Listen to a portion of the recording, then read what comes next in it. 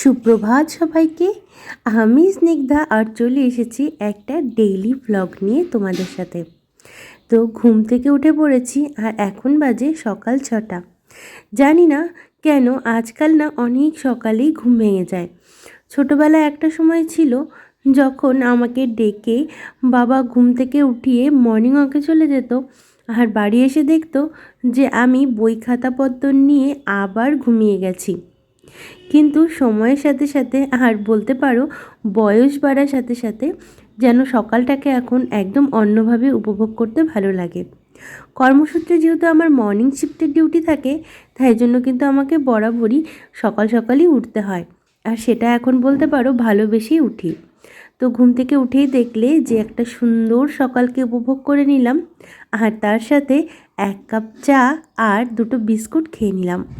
আর এই সকাল সকাল কিছু খাওয়ার অভ্যাস আমার আগে একদমই ছিল না, তবুও কিছু কিছু গুণী জ্ঞানী ব্যক্তিদের কথা শুনে আজকাল আমি সকাল সকাল ওই চা বিস্কুটটা খেয়ে থাকি, আর তাতে কিন্তু আমার বেশ ভালোও লাগে। তারপর চলে যাই রান্নার সেশনে। আজকে আমার স্কুল নেই, তাই জন্য সকাল সকাল এই রান্নার দায়িত্বটা আমারই। তাই করে নিলাম একদম বাঁধাকপির ঘন্ট। এই দিনে কিন্তু বাঁধাকপি খেতে খুব একটা ভালো লাগে না, তবুও ওই বাঁধাকপিটাকে যদি সেদ্ধ করে তার জলটা ফেলে তারপর ঘন্ট রান্না করা যায় তাহলে কিন্তু বেশ ভালো লাগে খেতে। আর এদিকে কয়েকটা ডালের বড়ি ভেজে নিচ্ছিলাম, কারণ করব হলো পালং শাক আর বেগুন দিয়ে তরকারি। এই পালং শাক আর বেগুন দিয়ে কিন্তু খেতে ভীষণ ভালো লাগে। তার ওই শাকের মধ্যে যদি একটু দিয়ে দিই কয়েকটা ডালের বড়ি, তাহলে যেন আরও বেশি ভালো লাগে। এরপর কিন্তু বাঁধাকপির ঘন্ট আর পালং শাকটা হয়ে যেতেই আমরা কিন্তু সকালের খাওয়াটা খাবো। আর তারপরে কিন্তু দুপুরের আজকে হবে চিকেন রান্না। সেই চিকেন কিন্তু আগে থেকেই আমি ধুয়ে রেখেছি। আর আগেই বলে রাখি, যেহেতু তোমরা যদি এখন আমার রেগুলার ব্লগ দেখতে থাকো তাহলে দেখবে আমি কিন্তু সকালবেলা করে ভাত খাই। ওই ব্রেকফাস্টে সবাই খায় না মুসলি বা কিনুয়া, ডালিয়া, সেই সব আমার খুব একটা পছন্দ না। আর সবচেয়ে বড় কথা, খেলে না আমার গ্যাস ফর্ম করে। সেই জন্য আমি সকাল সকাল একটু ভাতটাই প্রেফার করি। আর মাঝে মাঝে রুটি, লুচি এসবও ভালো লাগে, বাট সবচেয়ে বেশি ভালো লাগে ভাত খেতে। এরপর কিন্তু আগের দিন রাত্রিরে আমি বাজার থেকে চিকেন কিনে এনে রেখেছিলাম, আর সেগুলোকে ভালো মতন ধুয়ে হলুদ আর তেল দিয়ে একটা বক্সে রেখে দিয়েছিলাম। আর সকালেই দেখলে বক্সটা বের করে রেখেছিলাম যেন বরফটা কেটে যায়, সেই জন্য। হ্যাঁ, এরপর আমি চিকেনগুলোকে সাইড করে রাখছি, আর অল্প একটু চিকেন রেখেও দেবো, কারণ একদিনে এত বেশি চিকেন রান্না করলে না ওই একভাবেই চিকেনটা রান্না হবে, আর ওই আমার একই তরকারি বেশি খেতে ভালো লাগে না। তাই অল্প একটু সাইড করে রেখে দিলাম, ওটা দিয়ে পরে একটা কিছু রেসিপি ট্রাই করব, আর অবশ্যই তোমাদের সাথে শেয়ার করব। আর এখন চলো চিকেনটা রান্না করে নিই। বলছিলাম না যে মর্নিং শিফটে ডিউটি থাকে।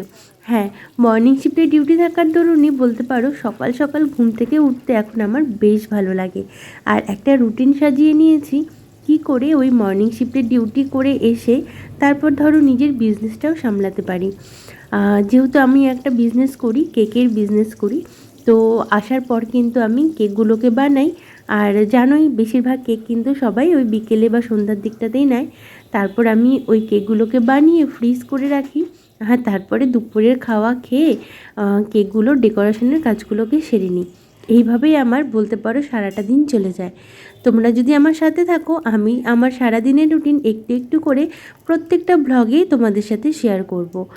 আর আজকে যে ব্লগটা শেয়ার করছি এটা ছিল গতকালের ব্লগ। যদিও এখানে আমি কোনো কেকের রেসিপি বা কোনো ডেকোরেশন শেয়ার করিনি।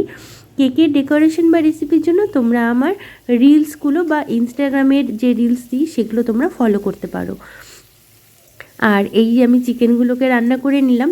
আমার না চিকেন খেতে ভালো লাগে, কিন্তু ওই রোজ একই ধরনের চিকেন খেতে ভীষণ বোর লাগে। তাই জন্য মাঝে মাঝে এক এক ধরনের চিকেনের রেসিপি ট্রাই করি। কিছু কিছু রেসিপি থাকে যেগুলো ধরো ইউটিউব দেখে ট্রাই করি, আর কখনো কখনো নিজেই এক্সপেরিমেন্ট শুরু করে দিই। আর এখানে দেখলে না টমেটো আর লঙ্কা বাটাটা দিলাম। এই টমেটোগুলো সব আমার গাছের টমেটো, মানে নিজের গাছের টমেটো খেতে এত ভালো লাগে। যদিও বাজারে এখন 10 টাকা কেজি টমেটো, তবুও নিজের বাড়ির গাছের টমেটোর যেন একটা আলাদাই টেস্ট। আসলে কোনো এক্সট্রা সার দেওয়া হয় না, তো বাড়ির জৈব সারেই ওই টমেটোগুলো এত ভালো হয়ে উঠেছে কি বলবো। আর তরকারিতেই বলো বা চাটনিতেই বলো, খেতে বেশ ভালো লাগে। আর বয়স বাড়ার সাথে সাথে আরেকটা জিনিস নিজের মধ্যে লক্ষ্য করে দেখছি, সেটা হলো আজকাল আমার চিকেন লেগ পিস খুব একটা বেশি ভালো লাগে না খেতে।